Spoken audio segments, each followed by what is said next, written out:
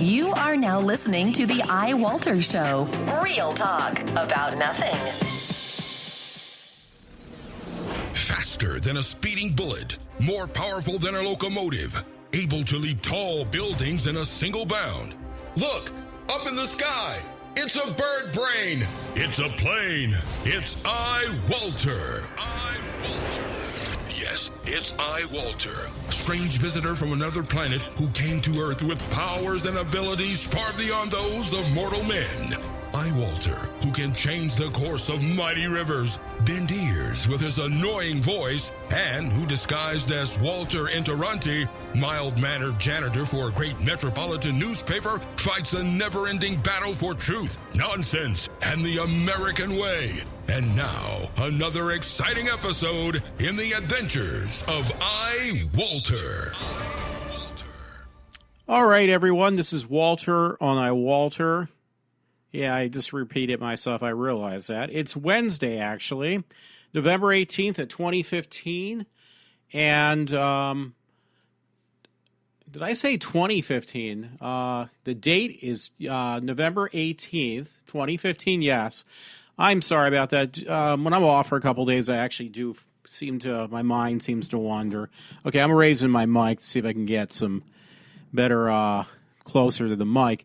Anyway, folks, yeah, it's 3:16 in the afternoon. I'm doing an afternoon show because I've been trying to go on a normal schedule of my sleep pattern, which I've been doing pretty successfully. Yeah, it looks like I might have another weekend for a busy weekend. I'm trying to enjoy it while I can before I have to go back to doing work at my job, which hoping that will happen. But I'm taking advantage of the time I have off, trying to recuperate from stresses from my job. So when I was prepping for this show, by the way, today, last weekend I went to that Friday the 13th event, which was actually very entertaining. I got to look out the window. The trash guy's here. Oh, he's grabbing a bunch of stuff. And I had no clue about this, so this is news to me as of like less than an hour ago. Something came up I put in for all this stuff, but it was for a New Jersey Comic Expo, and it's not that far. It's about it's about an hour and a half away, and it's easy to get to for me. And it was like, well, hey, this is interesting. But what really caught my eye, because I just had the Love Jones for this one actor. I say this about everybody, actress. I guess politically correct would be saying actor. Is this actress name? I want to say actress, okay? It sounds better. To me, it rolls off the tongue better. Amy Acker is going to be there. She's really, to me, I think she's really hot. I got to stop doing this, but I saw her and was like, you know what? I bought a ticket for around here really cheap because the tickets are like $30. It's not that bad. The worst is just the gas money. I bought a ticket for somebody else I had a crush on, some girl. It was on some TV show, and I bought it. It was right down the street from where I live in Oaks, and I totally forgot about the convention. I mean, that one was only like 15 minutes away from my house. This time it's going to be like an hour and a half drive, but it's somebody I always wanted to meet. I mean, there's certain actresses, they're just really friendly, and I'm hoping I'm not wrong. I think she would be one of them. She would be kind of friendly to meet. So, I saw it. I was like, okay, but I got a play I'm going to. I don't think I've mentioned this, but I told her, for anyway, I enjoy going to plays. I went to a few this year. So I was looking for like local plays, and lo and behold, there's one that's not far from my house. It's like 37 minutes tops. I'm not even kidding. The tickets are only $30 for that too. I want to make sure I get this right. Bram Stoker's Dracula. Yeah, based upon the book. So this is playing down, it says 64 Rose Valley Road. It says Rose Valley, PA 19063. And it's called the Hedge Grow Theater. So it was like, wow. So I bought my ticket originally for Saturday. But it was like, wait a minute, Saturday is when Amy Acker's going to be in Jersey. And it's like, wow, that's not that far from here. I love to just meet her in person. I won't really get to talk to her, but, most people won't, but it's just neat just to meet these people. I get a blast out of it. So I was going back and forth and was like, you know what, I'll just change my ticket because they allow you at this playhouse to change your tickets, which now I have done. I did do that. I've done so.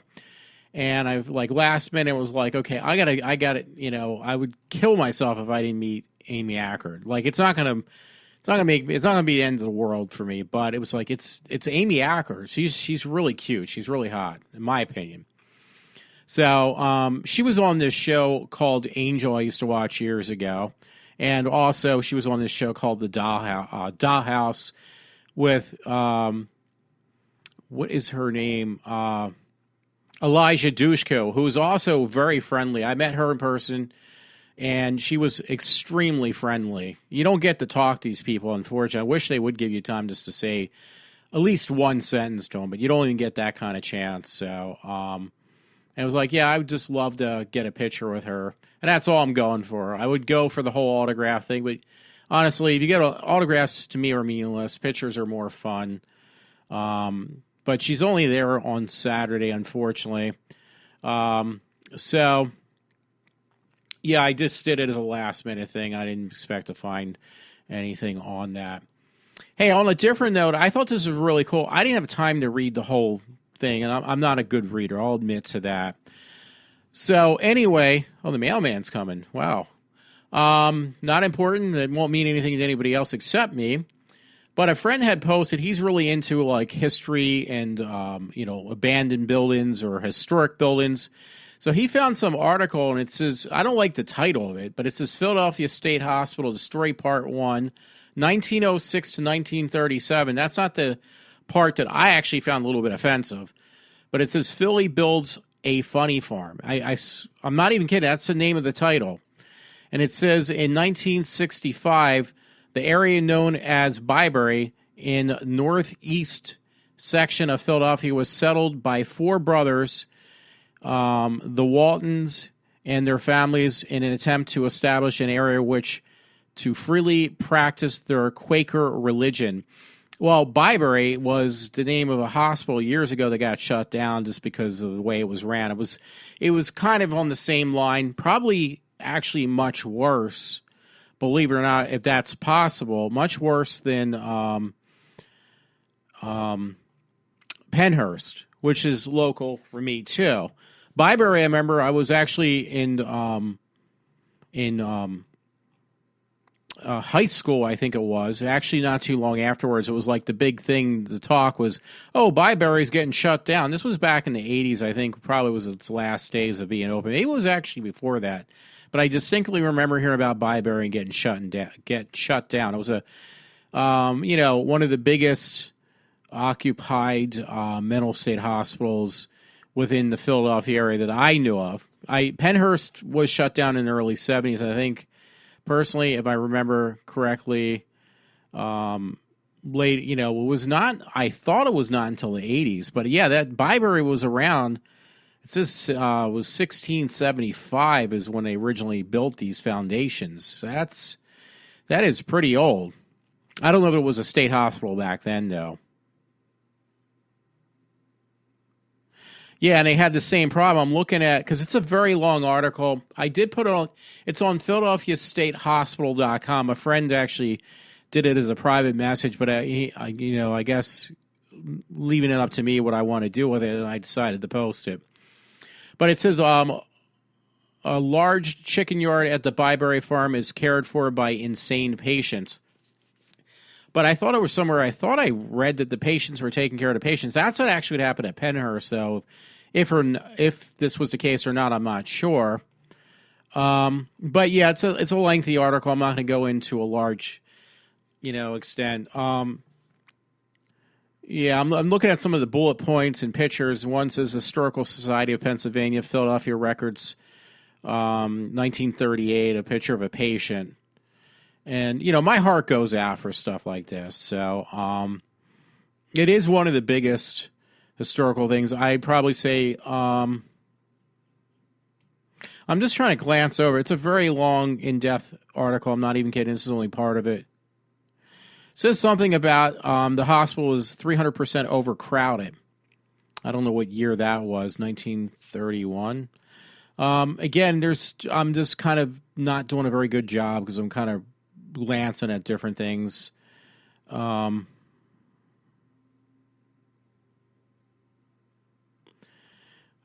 just looking at it. It's a couple pages. It says by the time 40 or to 48 states in the Union had state-controlled mental hospitals, and in 1938, Mayor S. Davis Wilson, at the end of his term, was pushing for the Senate seat, finally agreed to sign the dying hospital over to the state out of the city's unsteady hands, admitting to defeat.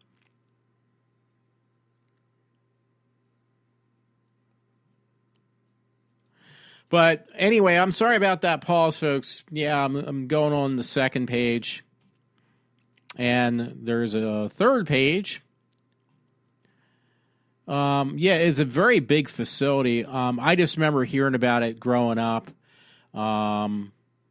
It is State Hospital, technically in Philadelphia. It's been abandoned for years. It's quite a few pages, actually. If you're interested in reading about it. Byberry was the talk of the state back in the day. So I don't know exactly what they're intending to do with it. But it's probably, if you want some information, I'm not sure. I mean, it was a big there was a lot of different mental state hospitals that I know about, especially, obviously we had two of the biggest ones. But actually, I know a friend and stuff. He lived in the state of New York. I apologize about that.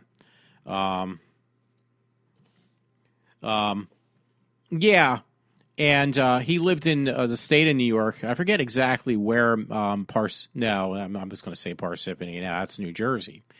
But he lives in New York, and around where he lived, there was a state hospital. It was also basically no longer being used and shut down. And they basically, when they abandon these grounds, they don't do anything with them. They just become like basically rodent and animal infested, and they just let them like deteriorate. It's a shame they don't do something with the grounds and put something else in place of what they when they shut these places down. That's just my opinion. Something. I mean, it's just a shame that these facilities, I don't know how else to say it. They're only there, and once they're done with them, they just basically let them fall apart. And it's a shame for the people also, in my opinion, who also, are just put out in the streets, because when a lot of these state hospitals lost their funding, a lot of these patients ended up in the streets. They became homeless because they didn't know any other way. They couldn't really take care of themselves, so where else could they go besides the streets? And stuff like that really just kind of tears me apart personally. Unless you're a heartless person, then that would be a different story. But yeah, check it out. I'm trying to make sure I double check. I know I distinctly put it somewhere on my Facebook page, but you probably have to do some digging because it's down a little bit ways now on my page. But it is in there. I posted it an hour ago at this point. It's the PhiladelphiaStateHospital.com. It gives you information on these hospitals and stuff. So, I don't know what else to say. Hey, you know what? Now I wish I was in England. This is pretty cool. They're doing a film thing. It says Cinema Museum. The London Film Convention presents an evening with Jane. I don't know how to say her last name correctly. I've seen her in a lot of these shows. Marrow, Friday the 27th, November 2015. And it says actress Jane. Again, I think it's Marrow. She played in a lot of shows I used to watch, some older shows I would watch.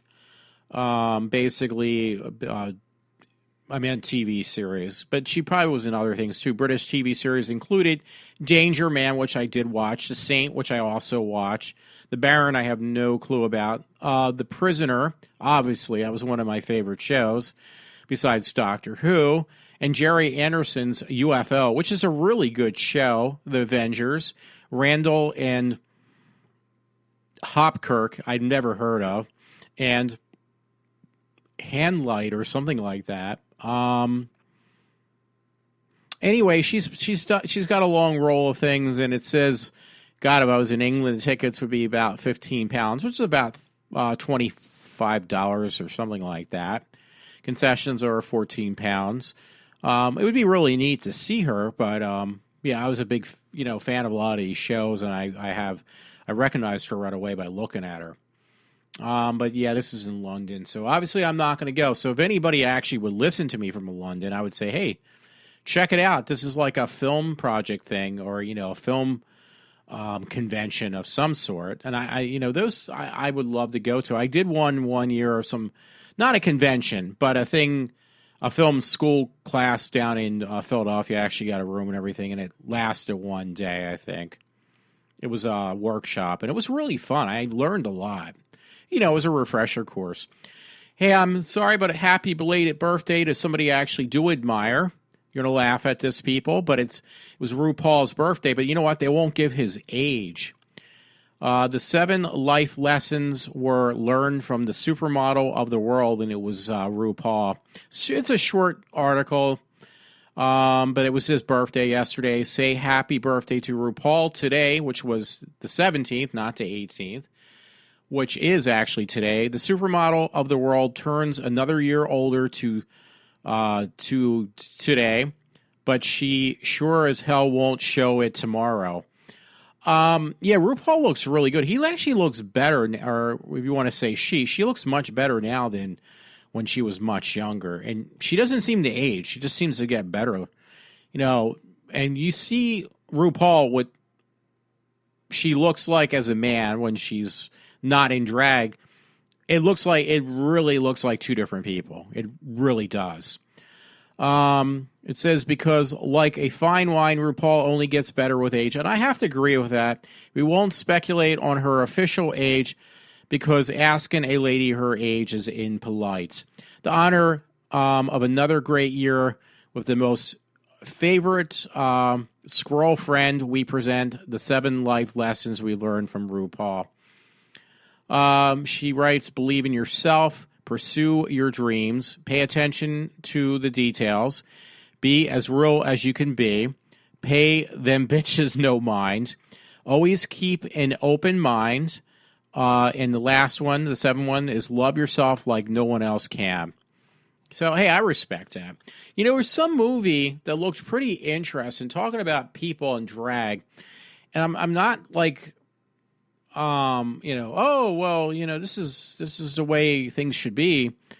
But there's some movie I didn't realize it was like, it's a British film. And I mentioned about a British film I had seen or watched. I bought it, last week, and I finally am getting through stuff that I bought, and at night I'll watch these movies or whatever. So anyway, it's based upon a novel, not a graphic novel, folks, per se, but it's based upon a novel. And I'm trying to look for it now. I don't think I bookmarked it. I thought I actually did. But it's a true story about this guy who was married. I was trying to look for the name of it because I thought this was like a real thing. I don't want to pause, but it's the first transgender type story, or true, but it was a story. It was a book, and made into now a film. And actually, the film looked kind of impressive. I mean, it caught my attention, and I try to keep an open mind with people. This one actually looked really good. I mean, I'm just saying that because RuPaul's not transgender, but let me see if I can find a film about.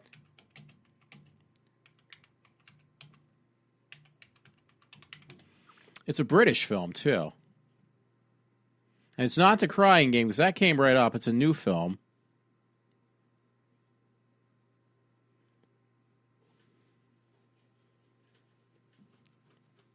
Let me see if I put it in 2015. It's only playing in limited theaters, so. Oh, okay, here it is. The Danish Girl. It looks actually really like a good film. It says Ellie Fannin plays transgender teen. I don't know if that's it, though. Let me make sure I turned it off. No, I think it's Eddie Redmayne or something. But I looked at this. I really thought it was a woman at first, but it was like, wait a minute, that looks kind of like a guy. And the film is actually based upon a book. So, but it's called The Danish Girl. It's because I looked it up. I was like, okay, is this something I could see? I wouldn't mind. It looked kind of cool. Again, it's called The Danish Girl. And the thing that was weird is it's the first person to get reconstructive surgery on for sexual reasons. So I was like, wow, that's pretty interesting. I mean, I'm always have an open mind about anything.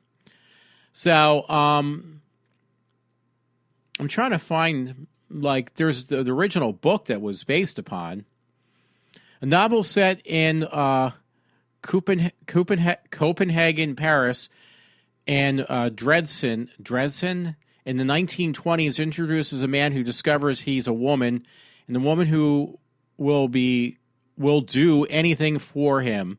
The tale is of love and marriage in the midst of a fundamental crisis. Now that's what the book writes. Now this movie is based upon this book. But yeah, it's a true to life story, and it was about something about it was the first transgender story. Now I know right now it's not the greatest time to talk about this stuff because everything's about what is going too far with political correctness. So this is a story, and the movie kind of is truly based not only around this obviously the novel, but what had taken place in the 1920s with, this person who felt like he was a woman. So I just found the whole thing kind of really interesting. So I actually wouldn't mind checking out the film, but unfortunately it's not playing around here. I mean, there's certain films I'll watch that are like, it's like an independent film, I think, too. Well, actually it's higher scaled. Rotten Tomatoes, I'm looking at it right now, I actually gave it 82%, so that's not too bad. I mean, you can't go by that all the time, but that's a fresh rating. That's not like, oh, well, anything that high would be kind of like that. But again, unfortunately, it's not playing around here because I really wouldn't mind checking out the film.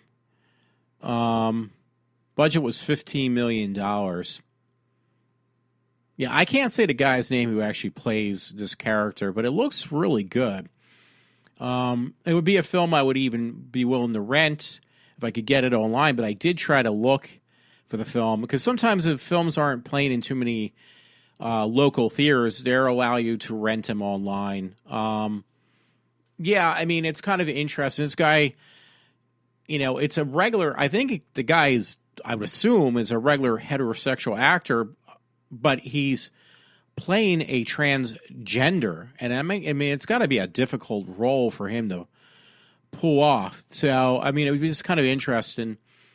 Yeah, speaking about that, this is something different about certain actors that just kind of impressed me. I actually went through. There were some shows there was nothing on TV last night. I go to bed, I've been going to bed around 11, 12 o'clock, no later than 1. Normally, I used to go to bed at 5 or 6 when I work. So I was watching, I went through some channels there's some kid shows I used to love watching a couple years ago. I'm not a kid even back then. I'm 48. But these shows were more timid, and they were actually entertaining. One of my favorite shows, by the way, and I'll tie this all together, was this show called Victorious. And the reason I liked it because I met her name really is God, what is her name in real life? Because it was self-named Nickelodeon show. I'm looking up her name now. Oh, yeah, her real name is, the actress who plays the main character, her real name is Victoria Justice. She's really good, and she was on this show called Victorious, and I don't know how landed this role, because it was like a self-named show, but it was like, I was thinking about it, I was watching it today, because I actually bought this show a while back, so I dug through my Amazon account, my account on, what do you call it, on the iTunes, and I found some of these shows again. It was like, well, the reason I really like this show is because it reminded me, I think I mentioned this a while back on one of my shows, it kind of reminded me when I was in college that this school was like an art school for kids that were talented in California, basically in Hollywood. So it's a fictional show, but it's a comedy too. So I'm looking at it right now. It says, life is about change in a big way for a 16-year-old Tori Vega. So, yeah, they did change her name, but the name of the show is actually named after her real name, which is, her name is Victoria. After years of living in her older sister's shadow, Tori has been invited to attend a Hollywood Arts. That's the name of the school in this show. So that's the part that really got to me. And I'll explain how this goes back to what I was talking about. Maybe I should do that in the next second or so. But it reminded me, like, these are creative people. Instead of going to a regular high school, they're actually going to an art school where they're able to show off their ability to perform in arts. And some of these shows are really good because they do make you kind of laugh, obviously, because it's a comedy, but also make you really think. And, these people are really good. I mean, I really enjoyed the show because it was like, remind me in college, though. Unfortunately, though, the kids on Victorious, which is supposed to be about a bunch of teenagers and a special art school in Hollywood, acted more mature than the kids I actually went to college with at a college level, which is pretty sad, actually, too. So, unfortunately, the show did last longer than I didn't realize. It lasted, actually, let me see. It lasted like 4 years.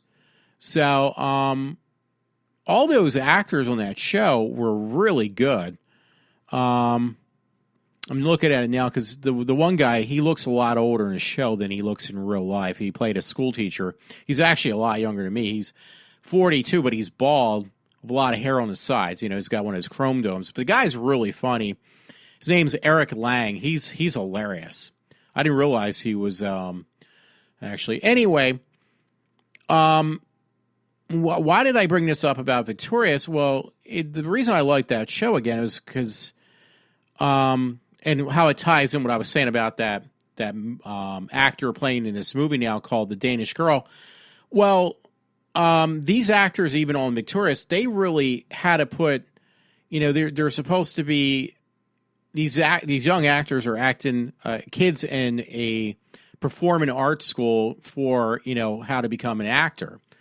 So, and some of the stuff they did on these skits was like, wow, it looks really hard. It does look like it's not an easy task. So that's where I wanted to go with that. But yeah, I honestly, I just really used to like watching the show. So I was watching that actually a little bit today and last night. It was like, to dig them up and rewatch them again. Actually, out of all the kid shows, that's more of a for any age, I would think, would be Victorious. Because some of the stuff they kind of bring up, like the guy who's an actor pretending to be a teacher on the show, some of the stuff he says is like true to life too. It's like, what can I say? You kind of got to step in your difficult zone when you want to become an actor, kind of thing. And that's what that whole show was about, difficult zone, out of your comfort zone. That was the whole premise of this show. Or these characters had to go out of their comfort zone to prove themselves all the time. And it was very funny, too. I would find myself laughing quite a bit. But it was just hard to believe that these were just kids, because they actually reminded me of more so like mature adults, not like kids.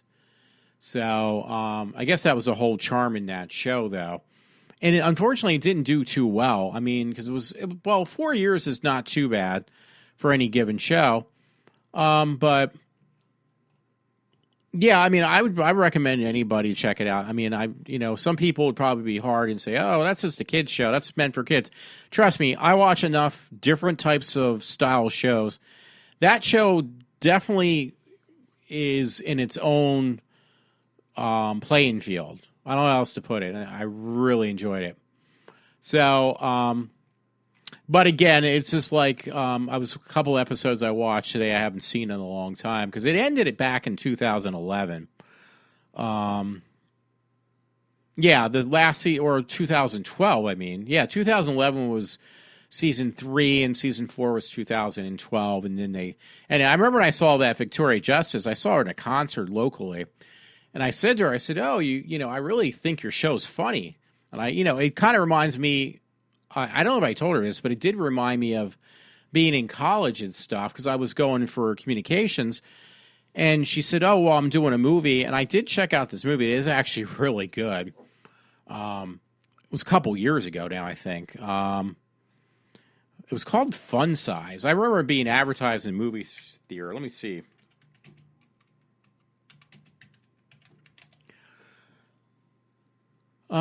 Yeah, that came out in 2012. So she was wrapping up the show at that point. And she went on to do Fun Size. The movie didn't do that well at all. But it was actually really entertaining. It was pretty funny, because I didn't go see it in the theaters. I just got it when it was like, the movie did so bad, unfortunately. You could buy it on Blu-ray for like $2-3. And it was like, God, this movie's got to be really, really bad. But I actually did go see it. I actually found it was really funny. I think probably why it didn't do so well is because it was probably not exactly what you consider a teen movie. It would be more of a young adult movie, at the least, because of the humor. Anyway, it was kind of funny, because I'm looking at it now. I totally forgot there's just one actress that's in that movie, Fun Size. She's I would say, a hot-looking redhead. She's actually in that one comedy I like as well. And it was a show, a Period in Time, that comedy show called Period in Time. She's actually one of the actresses who also is responsible for making the show. Well, she was in this movie called Fun Size. Was it Fun Size, I said? I'm trying to look at the name. I think it was. Yeah, Fun Size. So, yeah, the one actress in the movie doesn't give her name. I think she's hot. She's a hot redhead. She's hilarious in that one show. It's just funny how things kind of come together almost. Because Period in Time, I got through that show laughing my way all the way through. I can't wait till the second season actually picks up. But, yeah, I did meet that Victoria Justice in person. She seemed pretty nice. But, I was just kind of curious. It's a shame that show ended, though.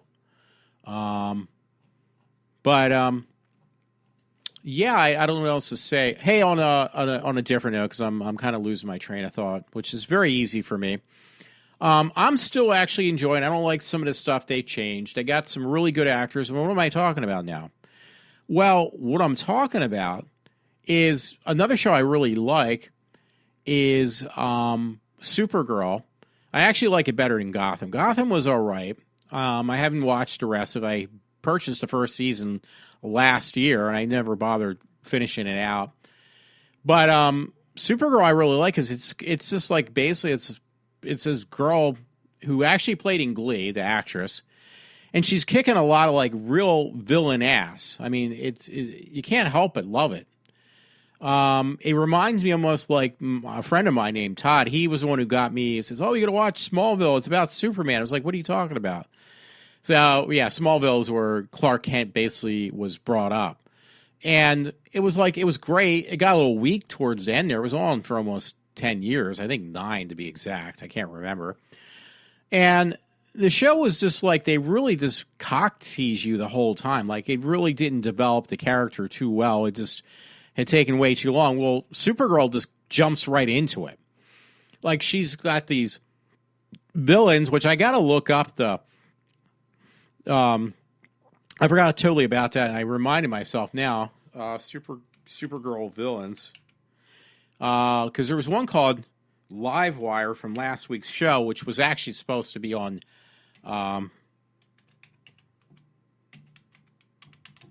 was supposed to be on this week, but they had to change the characters. Okay, oh yeah, it looks like it was right out of the comic book. It says Supergirl Video Livewire, but no, it's showing images of Supergirl Livewire. That's a villain. Her name's Livewire. So, see, this is the thing. They're getting the characters right from the comic books.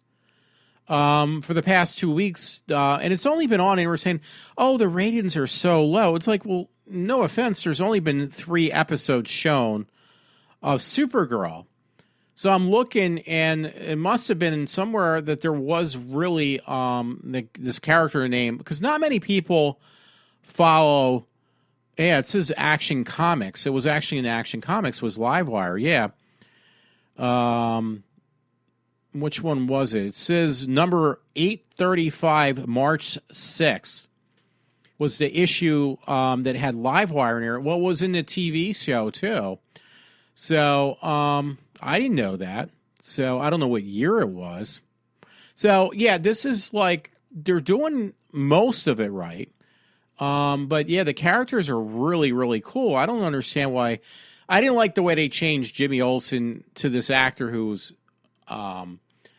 he was a guy who played in True Blood. He was a black actor. He's a really good actor.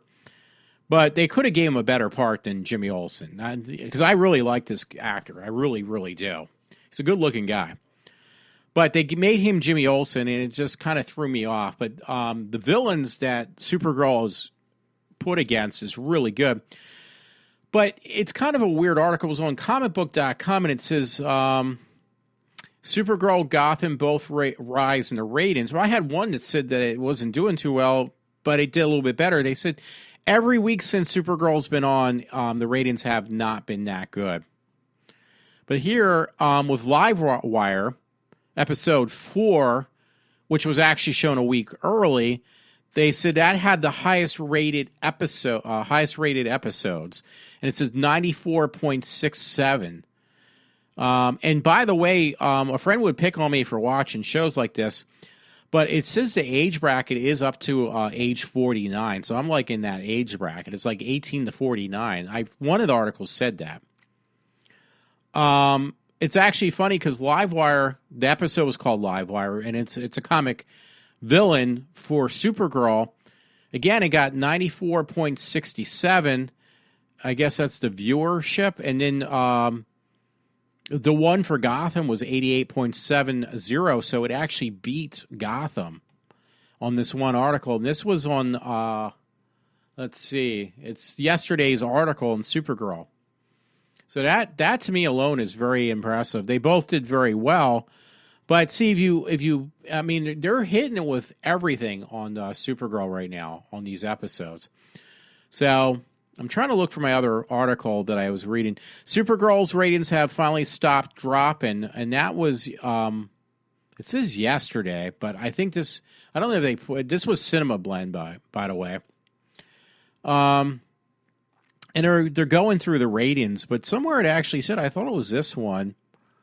Because, I mean, they put it on in a really weird spot, too. It says last week the show did a 1.7 rating share in the 18 to 49 advertising graphic. So, yeah, that's the age bracket, by the way, 18 to 49. And it's picking up just as much male viewership as well as female.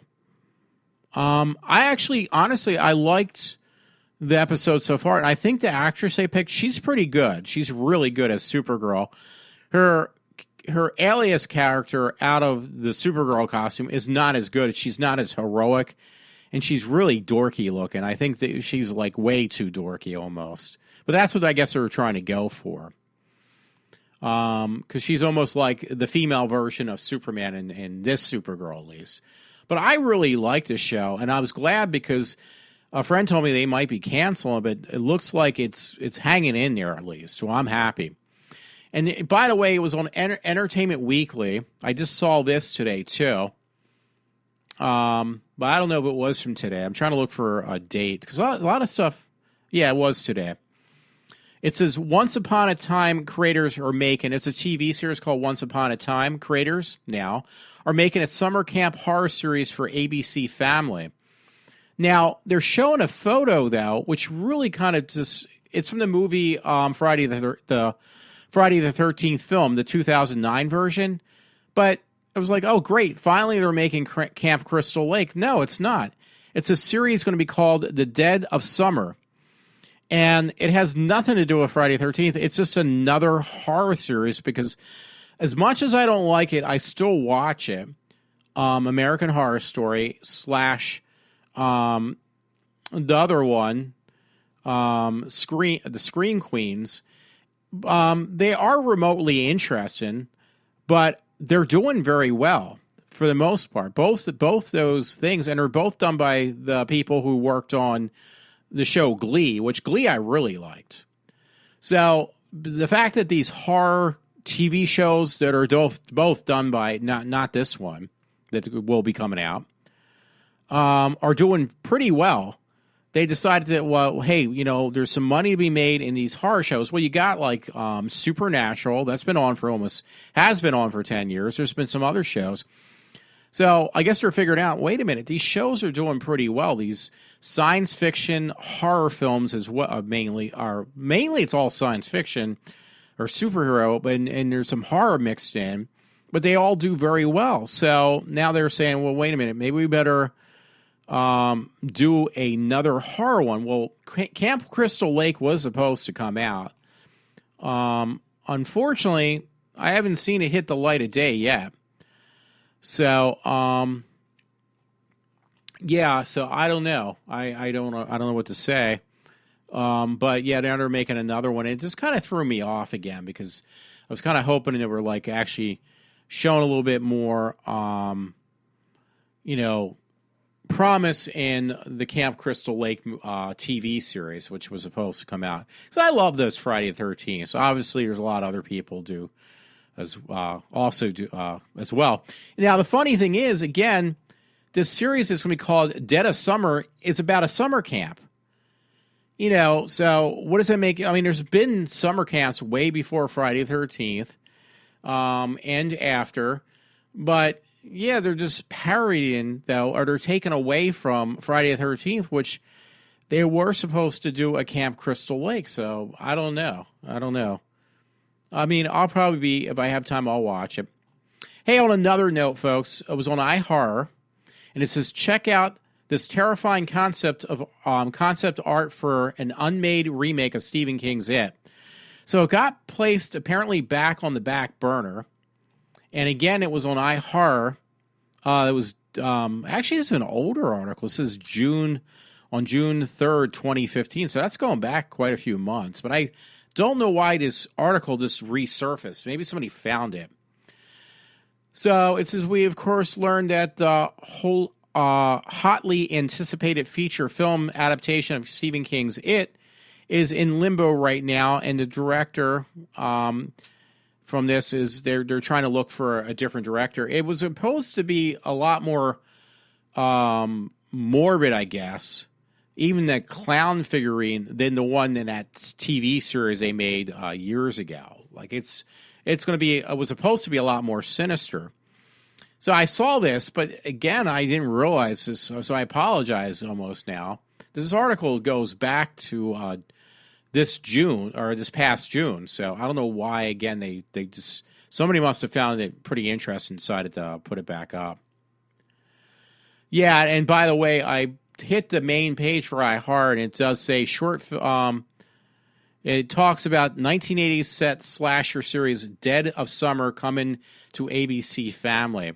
But the whole premise looks like they're really seriously ripping off Friday the 13th.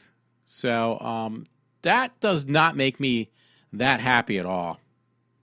So, oh, by the way, I had to buy this film. Some woman, she was real hot looking. She is hot looking. Not was, she is. She had something on Facebook. She's like a horror fanatic. And she put on, let me see if I can find it. Oh, you got to check out this 1980s film that she thought was really good. And I just like people's comments, though.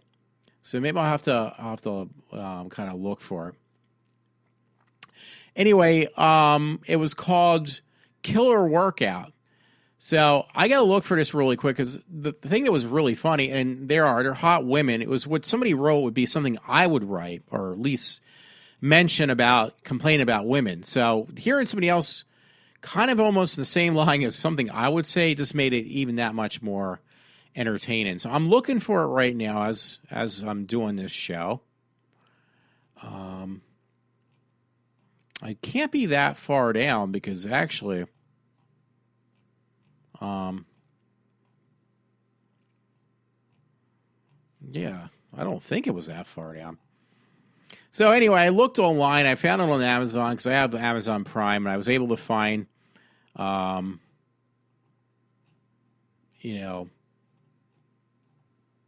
I'm sorry, I can't find it now.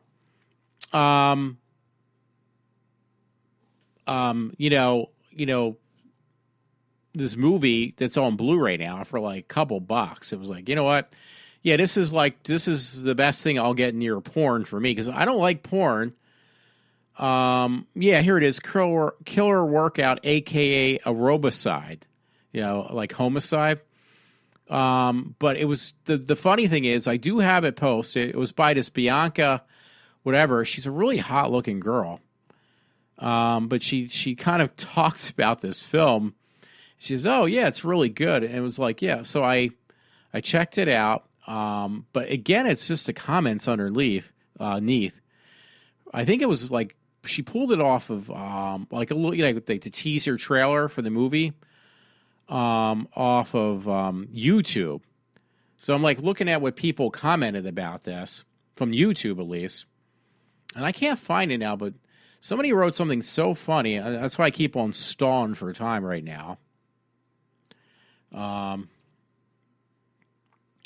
Yeah, it says watch these films with Bianca Aline or something. She's really hot looking. Yeah, but she recommends this woman on her Facebook page. She recommends this movie of Killer Workout. Now I can't find it, but somebody basically put underneath. Maybe it was this where I bought it. I don't know. Yeah, let me look under Amazon. Because what somebody wrote was just so funny, I couldn't help. Let's see. Because some people take this stuff so serious on their comments. Yeah, I think it was on, actually, wasn't her that actually made this sly comment. It was actually on Amazon. And it's this cheesy horror film from the 80s. This person wrote this about, but they bought it. They gave it like literally 4 stars out of 5 because they love it anyway. It says, no one seems to, this person named Rock Morton bought the movie back 2 years ago in January. No one seems to be concerned when a woman is found murdered in a popular gym, is what they wrote. But the bodies start to pile up in this killer as the killer gets revenge on clueless gym members. Soon even the police can't even stop the carnage. My favorite part in Killer Workout were the favorite parts for this person, and this was on Amazon. I looked at it, I was like, yeah, you know what, you're right. This is why I love these cheesy horror movies. They went from A to D. A was the aerobic montage. Back in the 80s, women dressed like hookers when they worked out. It's like I told a friend in the message. He didn't respond back, but I said, you know what? I think women dress more like street hookers nowadays than they did back then. They definitely dressed really hot. But nowadays, it's like they're basically wearing second skin on their body, and they do it for a reason. They act like they say their excuses. Well, it's really comfortable. It's like, yeah, wearing a piece of, because they made that joke on Scream Queens. So one black woman, this one actress who's on Scream Queens was actually in Reno, that show called Reno 911 or something, that comedy show on Comedy Central. She was one black lady was a cop. She's really funny on the show Scream Queens. Anyway, she says, "Oh yeah, on Scream Queens, she plays a cop on there too." She says, "Oh yeah, I borrowed like these young girls' clothes." She said, "Because I'm going to be living in your dorm." It's about these girls that live in a college campus, and she says, "I really like your butt floss," or something like that. I was like, "Well, that's the thing. What do these young girls wear anymore? They wear basically underwear. It's like dental floss." And she says, she makes a comment that is like absolutely true. It's not comfortable. It can't be comfortable, and that's the joke. And even Scream Queen said. And then they wear the spandex. It's like spray painted on your clothes. But it's much worse now than it was years ago. Trust me. So anyway, the other comments this guy puts is the Flashdance ripoff soundtrack. They clearly spent more money on the soundtrack than on the special effects. The hilarious fight scenes between the gym meatheads. In one scene, a guy gets stabbed in the leg with a rake. And then he puts, lastly, despite the daily homicides, people keep coming to the gym. So, but it's like, you know why? Why do people buy shit like this? Like these really bad horror movies. It's like, well, sex and violence definitely always sells in movies. But when the key ingredient, because I saw this on something on like the making of horror movies, one of the key factors are you put hot women having sex and then getting killed. It's really morbid, but it has worked for fucking years. No offense. That has been why horror movies still do good. If you just made a regular horror movie, you had average people getting knocked off, nobody would be fucking interested in going to see it. But once you add a woman who's scantily clothed or has, really hot body or a hot looking woman, then all of a sudden that shitty movie becomes like something you have to see. It's a must see movie, even though it's a piece of crap. So yeah, this movie here, Killer Workout, is definitely one of them. You don't watch the movie because it's a great movie. You just go it because you see these women who are in like aerobic outfits from the 80s, and they're like hot looking. The bottom line, that's what sells this movie, even today. So, it was like, yeah, this is a must see because, porn, you just sit there and it's just like that bad music. A friend will disagree with me. It gets kind of boring and it's just like, it's not exciting to me. Some people it does, and I'm not even jaded. I'm not one of these people like my one friend said, yeah, he's watched so much porn that he's jaded to watch it like a real person's not going to be enough for him. And sometimes porn, you need more and more of it just to get stimulated or get off on watching porn. Well, you know what? It never did anything for me, honestly. It's just kind of boring and a little bit stupid. It's actually embarrassing to watch. But a horror movie, for some reason, is like, well, it's sometimes they're goofy, but they always put really hot chicks, half nude, and they usually have nice bodies. And it's like, okay, I don't care about people getting killed. I just want to see the hot chicks in the movie. And it's pretty bad, but you know what? I don't think I'm alone on that. Because for some reason, you get away watching a horror movie. Somehow you get away with, I'm watching it because I want to see hot chicks that I can jerk off to. It's like a hidden message in there that, yeah, the real reason you're watching is not to see the serial killer. Well, unless it's Friday the 13th, because I'm going to correct myself there. Because Friday the 13th, it's just fun to watch those. Because one, they're kind of campy, but for some reason, even Kane Hodder, who played in I think 3 or 4 of the films as Jason Voorhees, he says they're actually cheering me on when I kill people. When he plays Jason Voorhees, he says I don't understand that. So the hero in that is Jason Voorhees. But in most movies, why do you go see a slasher film? Because you want to see chicks with hot bodies and you don't want to see them get cut up. You just want to see the hot chicks. And now a friend or beg the difference, like, well, why don't you just get a porn then? It's like, well, a porn, you're openly admitting that you're a pervert. But watching a horror movie, oh, I'm just watching because I like horror movies. Well, yeah, but actually it's because I like the hot chicks in the movies who are basically almost halfway nude. When they get killed, it sucks. But when they're there, that's more than enough for me to get off on. Trust me. Not to be sick, but, it's a cover-up. So I think that's the underlying saying why horror movies do so well, too. And I think it appeals to not only men, I think it also appeals to women. So I think the same thing with superheroes. You put like a hot chick not saying with Supergirl, 'cause she's not bad looking, but I'm just saying like, I'm thinking like the Avengers maybe. Look at it, the Fantastic Four when they had, what do you call it? She played, I'm trying to think. I got a thing. I'm trying to think of the right thing. Actress who played in the Fantastic Four.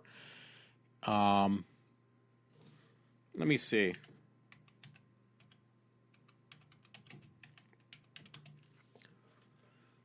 I'm excluding the new ones. That's just really bad.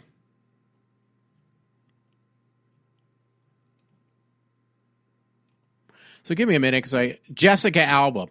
Do you think people went to see Fantastic Four? It wasn't a bad movie because it's a great movie. I'm just using this as an example, though. Or are you going to go see? Did you go see because you wanted to check out Jessica Alba's ass? Well, 9 times out of 10, I hate to tell you, most people probably saw it. It was a good movie. It was much better than that new one, but because you wanted to see Jessica Alba's ass. And it's like that with everyone, because like in the new superhero movies, is that the Avengers? Like, I really dig The Witch. Let me see.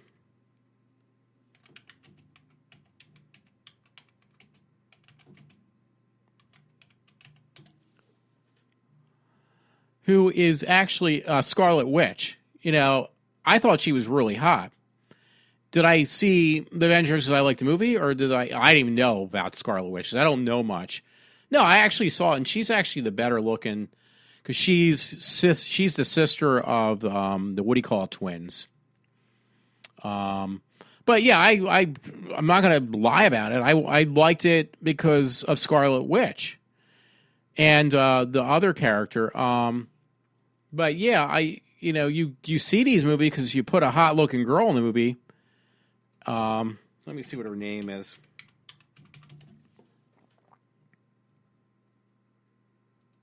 Because I'm drawing a blank. I don't know these people's names, honestly. And she looks like her sisters.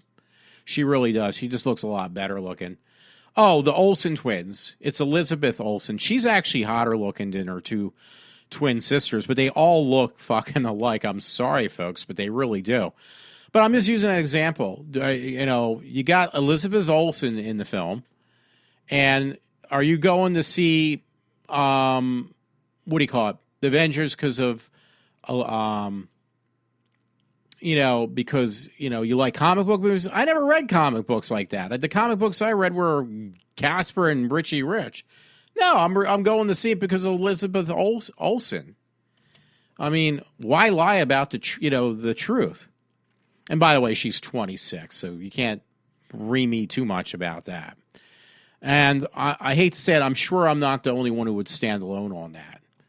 And, you're too old to look at somebody like her. Well, tell every other fucking guy who's like 70 years old dating 20-year-olds that it's inappropriate to do it. But, yeah, I mean, I'm just basically, like I said, I'm telling the truth. Why do you go see horror movies or even these superhero movies? It's either that you really are into comic books or really into horror, or you go see it because there's some hot chicks in there. And I do it for both, but most of the time probably for the hot chicks. Anyway, I did have one grungy story, and it was really bad. And it might be the end of my show anyway, but it's on the Dreamin' Demon, and it was posted today. It says 3 men charged with raping mother, teen, daughter during a home invasion. And it was a really gruesome story from Minneapolis. Is that Minnesota? but it says Minneapolis. Hey, do I have to know everything? I'm trying to like put it in so I can figure out. Yeah, it's Minnesota. Yeah, this is. I mean, it's just the story's never come to a surprise to me. Here's some nightmare fuel for some of you. The three men have been arrested after they beat and raped a mother and her teenage daughter during a home invasion. On July 19th, around 11 p.m., now get this, Reggie Bishop, Rory Nell Taylor, and Dondre Bishop broke into a home while armed, wearing a mask. Now, it gets interesting because not the only ones in the home at the time were a woman and her, pause, 14-year-old daughter. These fuckheads rape not only the mom, but a 14-year-old girl. So, do I need to go any further with that? I'm like these three men first raped the daughter and then they raped the mother. You talk about now that to me, folks, is more sick than me watching a freaking movie with a 20-some-year-old woman playing in a spandex outfit or a thong. So, and if I'm the one that's sick, I would suggest to stop watching the reruns of Baywatch because I hate to say it, back in the day, they were probably only in their early 20s too. What do you call from Baywatch? I'm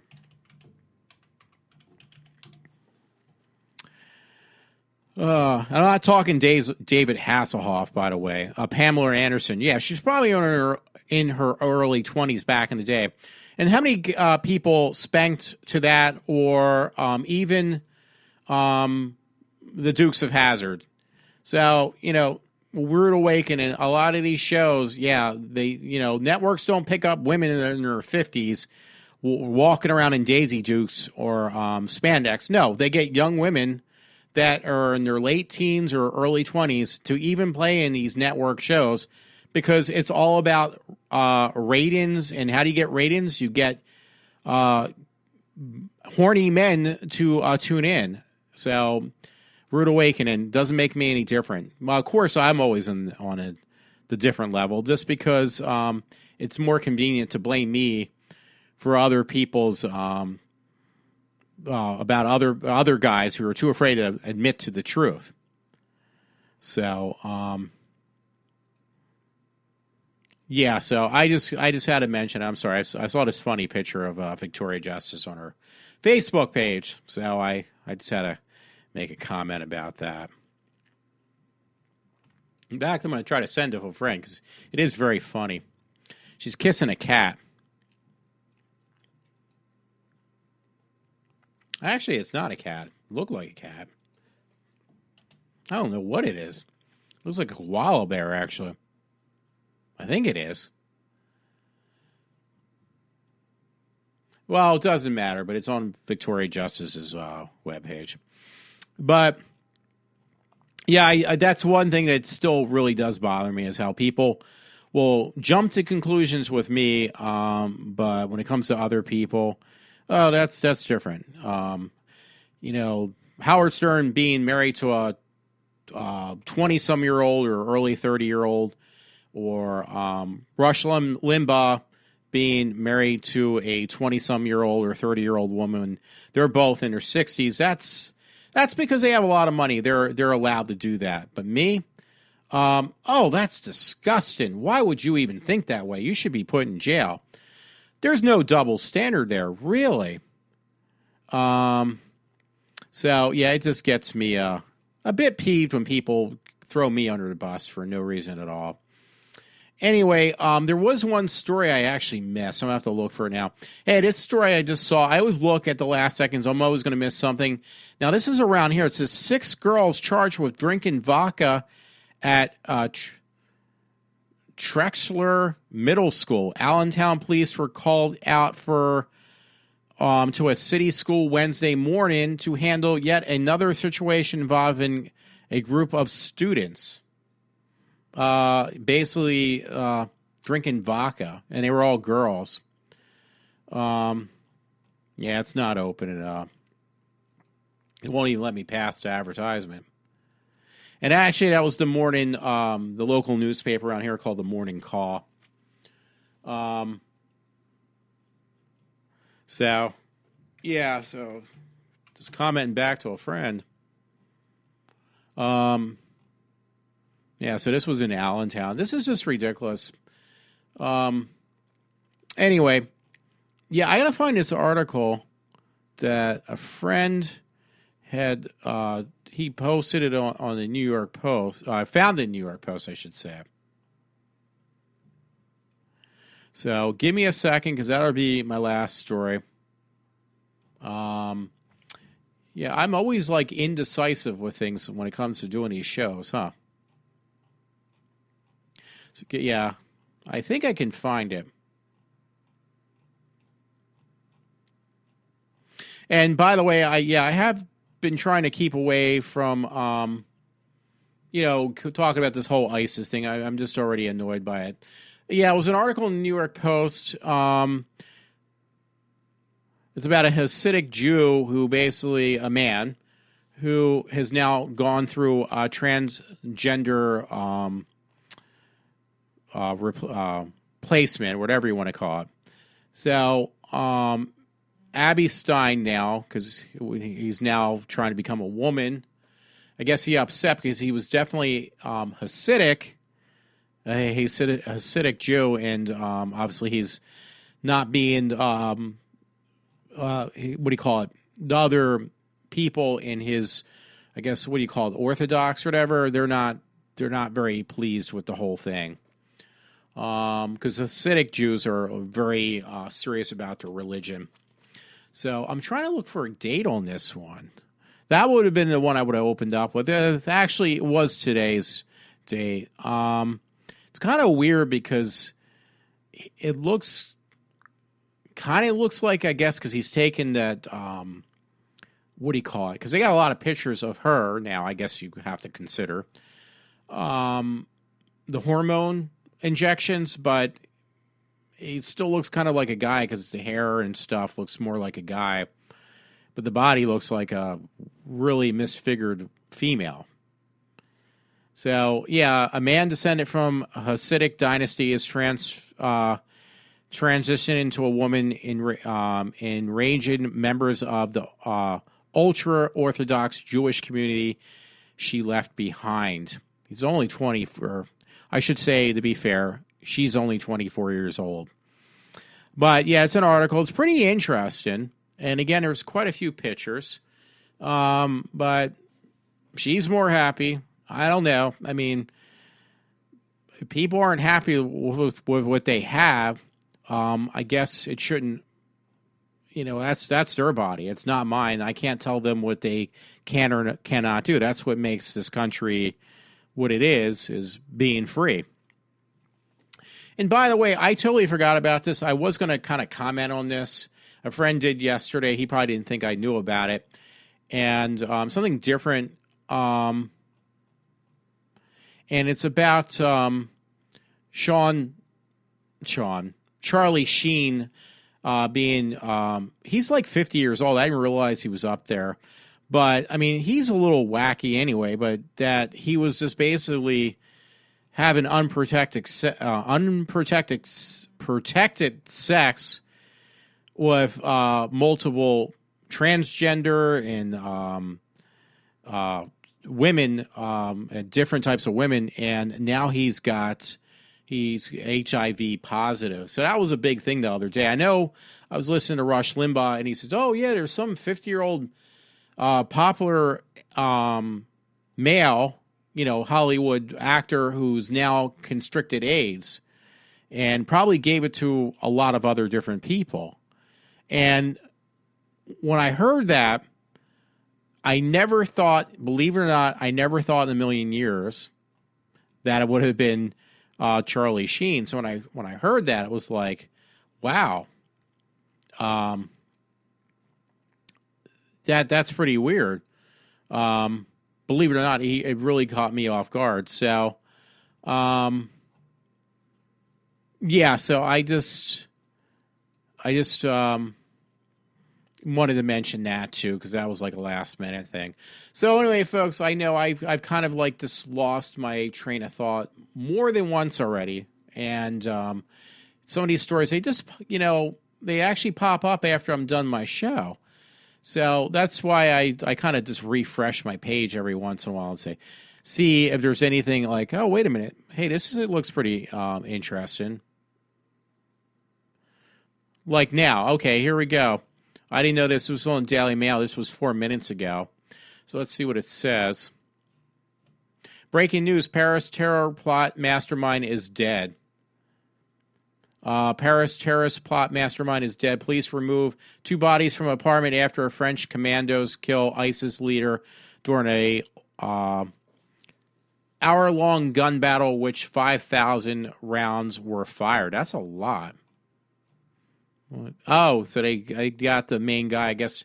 Hamid, this guy, the mastermind behind the Paris massacre, said to have been killed in pre-dawn raid in the city.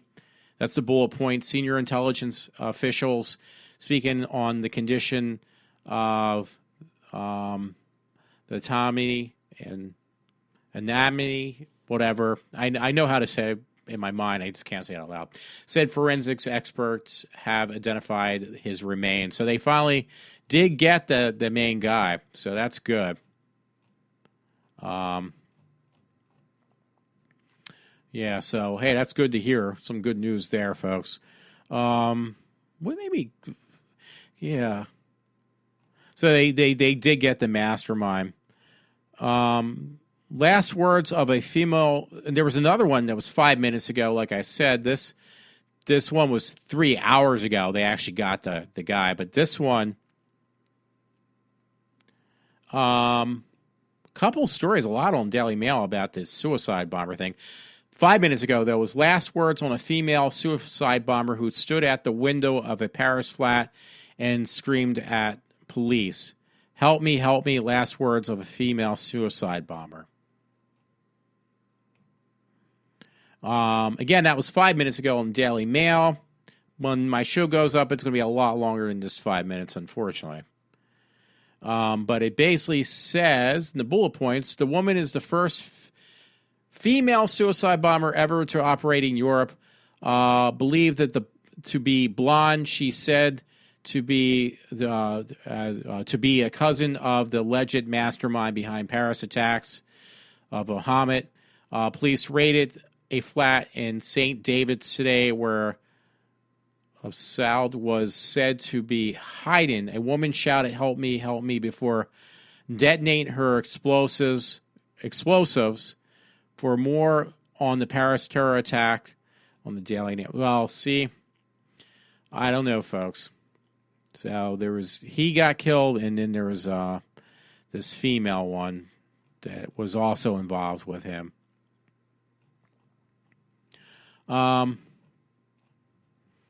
Yeah, so that's kind of why I refreshed. There's a lot, like I said, on Daily UK Mail. Because there's another one that says ISIS uses its in-house magazine to announce it has executed Chinese and Norwegian hostages. ISIS says bullet points say they have executed a Norwegian and a Chinese hostage in Syria. They announced the news using a group's in-house magazine. It's spelled DABIQ. Pictures of Ole Johnson, Grimsgard, and Fan Jinggu appeared in the magazine. Yeah, the magazine, again, the title of the magazine says it's spelled DABIQ. I'm not sure how you would pronounce that, though. Looks familiar. So yeah, if you just keep on refreshing, you're always going to find stories. Unfortunately, none of them are very. Oh, you know why? Because I have the Daily Mail up too, but there is a lot of stories on the Daily Mail that have just been posted. the Daily UK Mail does have some unique stories. I know my one person I listen to, Rush Limbaugh, he does use that as one of his sources, is the Daily Mail. But sometimes, though, unfortunately, the stories are pretty more kind of like tabloid. What like the Inquirer kind of reminds me of now. And I don't know. I have my things that now I'm kind of skeptic about even using that. I would probably recommend for most people, if you're going to use any type of source of information, probably just go, which I don't, so I'm being a hypocrite, but I'd probably recommend, if you want to use something, you might as well just use Drudge Report. So, now here's an interesting but not great story. Somebody posted, it was Carla Lewis, states that have surrendered to ISIS, and most of the East Coast says complete and total surrender, promise not to aid or house any ISIS victims. Okay, that's good then, right? Considered a complete and total surrender in red, and it's most of the East Coast. Considered a surrender. I don't know. They're saying claiming I'm in Pennsylvania. Claiming our state said told ISIS just basically to fuck off. I seriously doubt that. Actually, that does remind me now. A friend of mine, my friend Todd, actually sent me an article, which was actually, I hope it's true too. I got to look for it if I can, because it's really good. It basically is like which states, the governors are not going to cave in to Obama's, well, let's let more refugees into our country. And it was like 3/4 of them, the Republican governors of the states are saying, listen, we don't approve Obama's, well, we should let 10,000 more refugees in our country. They're saying no, hands down, hands up. We're not gonna let this happen. Hands up, hands down, I don't know. Here it is. Yeah, so I have to thank Todd for this one, a friend Todd. It's fox43.com. I'll make this my last story because I'm like this all over the place. Let me see if I'm still recording now, as I'm waiting for my page to come up. Anyway, my parents are home now, so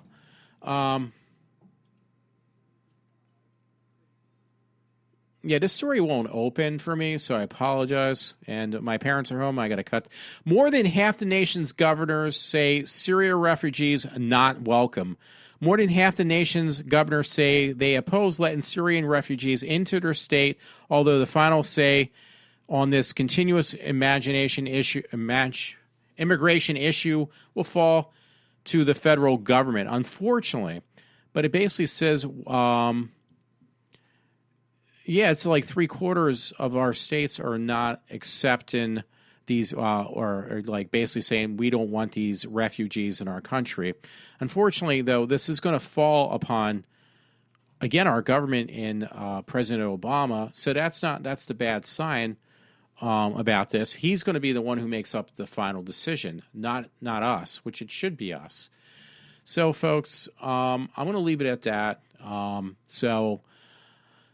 Yeah, that seems like to be the big news right now, is what we're going to do with these refugees and these Syrians and these ISIS people. Well, the easy thing is don't let these refugees in our country.